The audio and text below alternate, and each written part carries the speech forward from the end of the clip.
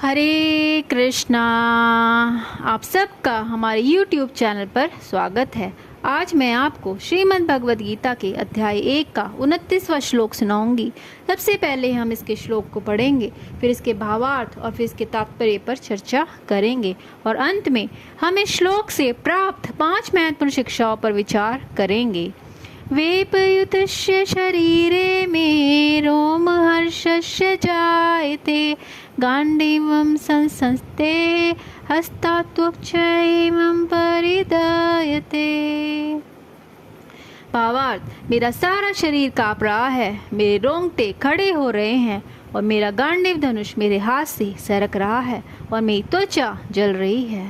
तात्पर्य, इस श्लोक में अर्जुन अपनी स्थिति का वर्णन कर रहे हैं। उनके शरीर में 2 प्रकार का कंपन हो रहा है और रोंगटे भी 2 प्रकार से खड़े हो रहे हैं। ऐसा या तो आध्यात्मिक परमानंद के समय होता है या भौतिक परिस्थितियों में अत्यधिक भय उत्पन्न होने पर। अर्जुन की स्थिति में यह लक्षण भौतिक भय अर्थात जीवन की हानि के कारण उत्पन्न हो रहे हैं।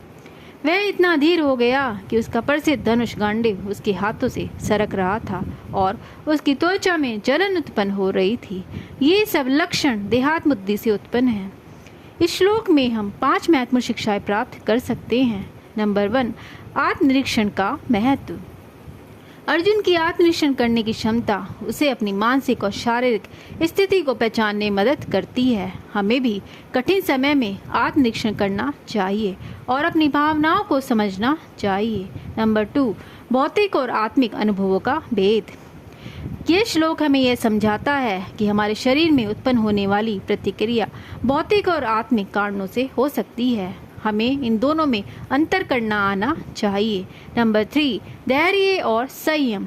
अर्जुन की स्थिति हमें सिखाती है कि कठिन परिस्थितियों में भी हमें धैर्य और संयम बनाए रखना चाहिए। अस्थिर मन और शरीर में कोई भी निर्णय सही नहीं होता। नंबर 4, समर्पण का महत्व। अर्जुन का गांडीव धनुष से सरकना यह इंगित करता है कि जीवन में कई बार हमें अपने अहंकार और आसक्तियों को त्याग कर समर्पण करना पड़ता है।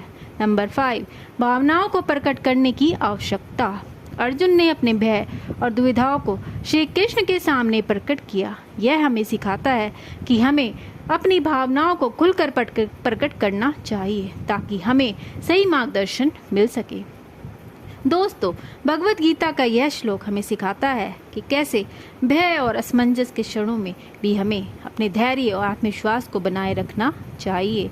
अर्जुन के इस अनुभव से हम सभी को यह प्रेरणा मिलती है कि किसी भी चुनौती का सामना करते समय हमें आत्मिक शांति और स्थिरता बनाए रखनी चाहिए। अगर आपको हमारा वीडियो पसंद आया हो तो कृपया लाइक और सब्सक्राइब ज़रूर करें और अपने कमेंट्स, अपनी राय ज़रूर बताएं। हरे कृष्णा।